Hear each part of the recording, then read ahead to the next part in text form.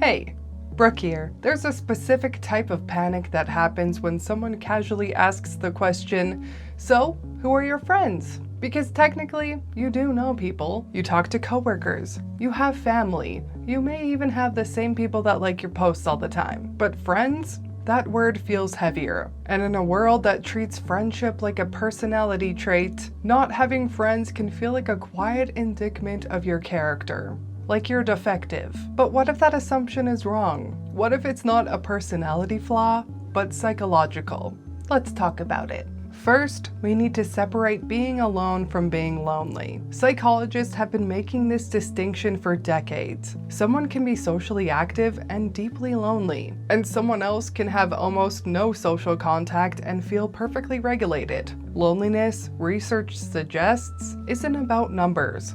It's about perceived connection. It's the gap between the connection you want and the connection you feel you have. And some people genuinely don't feel that gap. There are people who have low social needs. Introversion, for example, isn't shyness. It's about stimulation thresholds. For some nervous systems, social interaction is draining rather than energizing. If you combine that with independence and strong internal interests, you get someone who simply doesn't prioritize friendship the way culture expects them to. But that's just one version of the story. There's another pattern that's quieter and more complicated.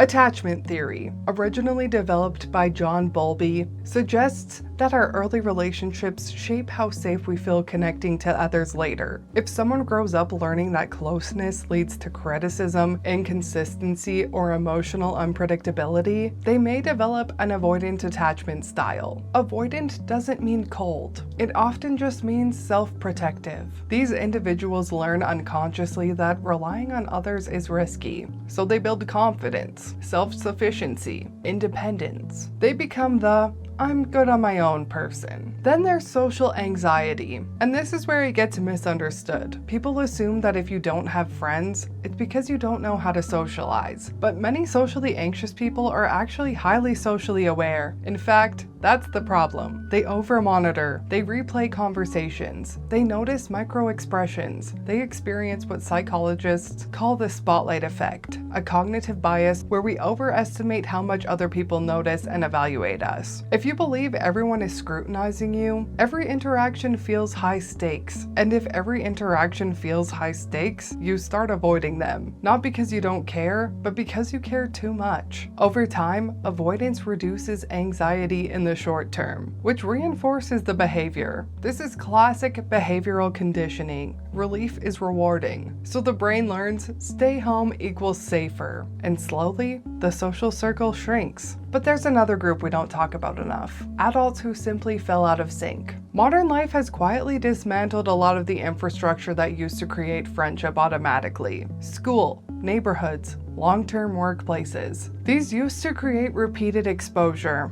And repeated exposure builds familiarity, and familiarity builds closeness. Psychologist Robert Zajonc called this the mere exposure effect. The more we encounter someone, the more we tend to like them. But now, remote work, online schooling, moves, busy schedules, algorithmic entertainment. And you can go weeks without repeated organic interaction. So a lot of people without friends aren't socially broken. They're structurally isolated. Then there's the high standards group. Some people would just rather have no friends than shallow ones. They crave depth, intellectual conversation, emotional intelligence, shared values. And if they don't find that, they opt out. From the outside, that can look aloof, or pretentious, or picky. But internally, it's often integrity. And finally, there's depression. Depression doesn't just make you sad. It reduces motivation. It distorts self-perception. It whispers things like, "You're a burden. They don't actually like you. You'll say something stupid." When your internal narrative turns hostile, reaching out feels exhausting. And the less you reach out, the more isolated you feel. It becomes a feedback loop. So when people see someone without friends, they often assume a single story. Awkward, rude, weird, unlikable. But psychologically, it's attachment, anxiety, depression, structural isolation. Same surface, different root systems. Our culture over-glorifies visible friendship, group photos, birthday dinners, travel squads. We rarely post the quiet nights, the solo walks, the chosen solitude. Because solitude isn't a failure. In fact, famous philosopher Aristotle believed that contemplation and solitude was the highest form of human activity. So the next time someone asks, "Who are your friends?"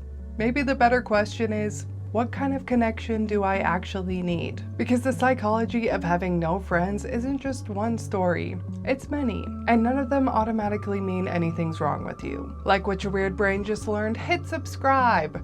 I prefer internet friends over physical ones.